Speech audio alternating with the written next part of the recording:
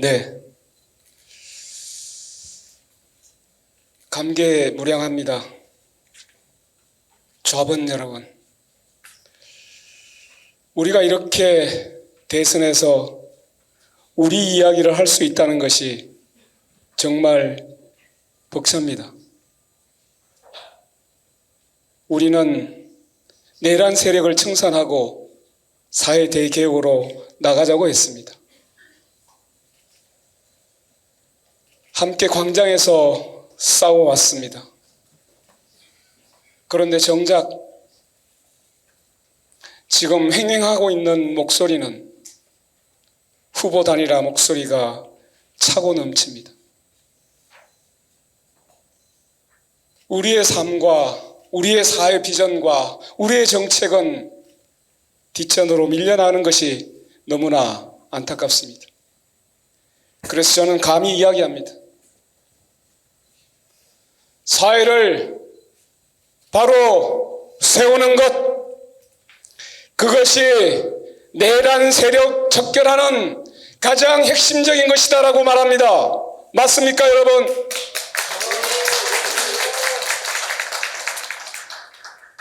이번에 극우 세력의 토양이 되었던 사회 대개혁의 일환이 바로 보건의료 개혁이 되어야 할 것입니다. 지금부터 정책을 포함해서 말씀을 드리겠습니다. 저는 보건의료 노조를 떠올리면 돈보다 생명이라고 하는 구호가 너무나 아름답게 생각됩니다.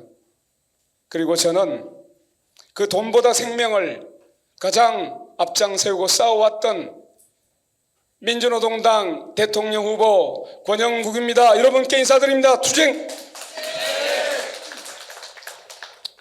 저와 같이 활동하고 있는 나순자 우리 민주노동당 사무총장님, 그리고 최희선 위원장님과 9만 조합원 여러분들이 언제나 국민의 생명을 지키기 위해 의료 현장에서 가장 헌신하고 있는 점, 진심으로 이 자리를 빌어서 감사 인사를 드립니다.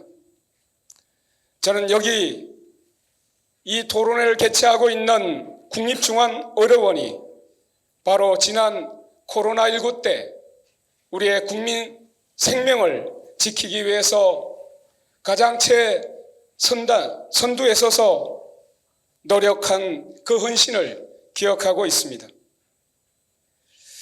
그래서 오늘 이곳에서 개최되는 토론회가 더욱 뜻깊다고 생각합니다. 왜 5번이 민주노동당으로 이름을 바꾸었을까 궁금해하시는 분들을 위해서 잠시 말씀드립니다. 우리가 보수의 정당, 노동자들의 정치가 새롭게 시작할 때의 이름이 바로 민주노동당의 이름이었습니다. 모든 사람의 해방과 평등을 꿈꾸었던 진보정치의 이름, 그 초심으로 돌아가고자 우리는 민주노동당의 깃발을 다시 들었습니다. 더 큰 연대를 위해서 우리의 이름을 잠시 뒤로 미루고 더 큰 진보정치의 큰 집을 짓고자 함입니다. 두 번째는 지난 시절 민주노동당이 가장 국민들에게 인식되었던 것이 있습니다. 무상급식, 무상교육, 무상의료, 그리고 부유세를 가지고 국민들에게 새로운 정치를 할 수 있음을, 그 희망을 보여주었습니다. 우리는 이 무상 시리즈가 바로 무상돌봄, 무상간병으로 이어져야 한다는 생각을 가지고 그 당명으로 임하고 있습니다. 먼저 오늘 발표하는 4대 분야 10대 과제 37개 세부 과제를 살펴보았습니다. 물론 시간이 없어서 제목만 보았습니다. 그런데 그 내용들이 대체로 우리 당이 추구하자고 하는 입장과 크게 다르지 않았습니다. 거의 똑같았습니다. 따라서 먼저 9위 노사 합의이행, 노정 합의이행, 공공의료 확충, 인력 기준 마련, 주 4일제 등 대선 요구를 적극적으로 지지한다는 입장을 밝히면서 오늘 토론회에서 던지고 있는 세 가지 질문에 대해서 답변을 드리겠습니다.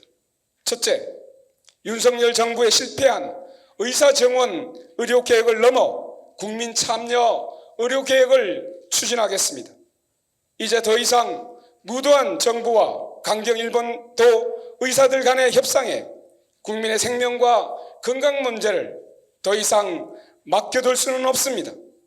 제가 대통령이 되면 어느 영역보다 갈등이 첨예화되고 있는 보건의료 분야에서 새로운 민주주의의 공론의 장, 실험의 장으로서 의정과 함께 병원 노동자는 물론 환자단체, 시민사회단체, 지역대표, 전문가들이 함께 참여하는 국민참여 공론화, 수기민주주의 과정을 반드시 밟고 의료개혁, 의대정원 확대 정책이 추진되도록 최선의 노력을 기울이겠습니다.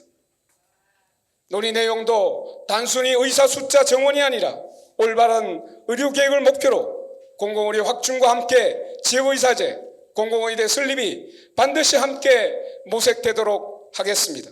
둘째, 초고령 사회를 맞아 의료와 돌봄 통합체계를 공공적으로 구축하겠습니다.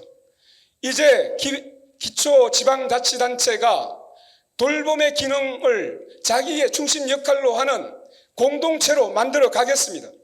내년부터 지역돌봄 통합지원법이 시행됩니다. 이를 계기로 사회적 돌봄, 제도적으로서의 돌봄에 대한 책임과 권한을 시군구에 돌려주는 돌봄 정책 방향의 대전환이 이루어지도록 하겠습니다. 간병 돌봄 국가 책임제라고 이름하겠습니다.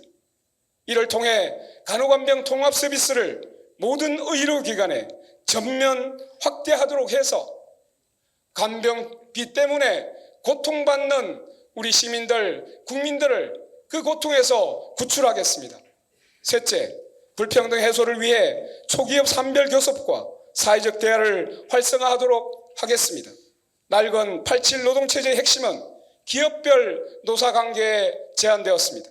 이 낡은 구조를 깨뜨리지 않고는 더 이상 노동운동과 노사관계 발전이 있을 수 없습니다. 최근 문제가 심각해지고 있는 노동시장 불평등과 격차 해소를 위한 가장 효과적 정책 수단은 초기업 산별교섭 활성화라고 생각하고 있습니다. 산별노조가 체결한 단체 협약 효력을 모든 노동자들에게 확대 적용할 수 있도록 반드시 추진하겠습니다.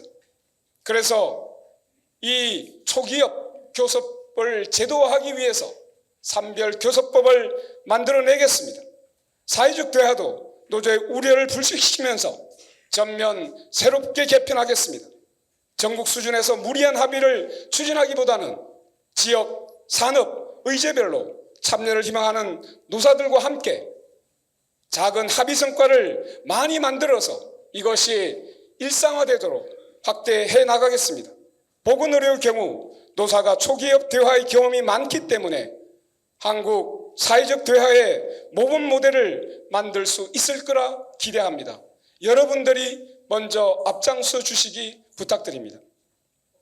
무엇보다 사회적 대화가 활성화되려면 바로 이 초기업 산별교섭이 함께 활성화되어야 할 것입니다. 맞습니까? 네. 네. 이제 마무리하겠습니다. 이 긴 시간을 저한테 할애해 주셔서 정말 고맙습니다. 최희선 위원장님, 그리고 오늘 이 자리를 함께 계시는 여기 정당 정치인 여러분, 그리고 간부조합원 동지 여러분, 민주노동당 후보로서 마지막으로 딱 한 가지만 약속드리겠습니다. 대선에서 그동안 많은 후보들이 노동 존중, 친노동 대통령을 외쳤습니다. 저는 더 이상 노동을 대상화하지 않겠습니다. 저는 해고 노동자 출신입니다. 불평등한 세상을 바꾸고자 40년을 여러분과 함께 했습니다. 노동자의 대통령, 노동연대의 대통령, 사회연대의 대통령이 되겠다는 약속 드립니다. 저 권영국은 지난 시절 윤석열 정부가 공권력을 동원해 노조를 탄압하고 짓밟던 그 아픔을 함께 기억하고 있습니다. 더 이상 권력에 의해서 노동자의 권리가 짓밟히지 않는 새로운 대한민국 권영국이 앞장서겠습니다. 고맙습니다.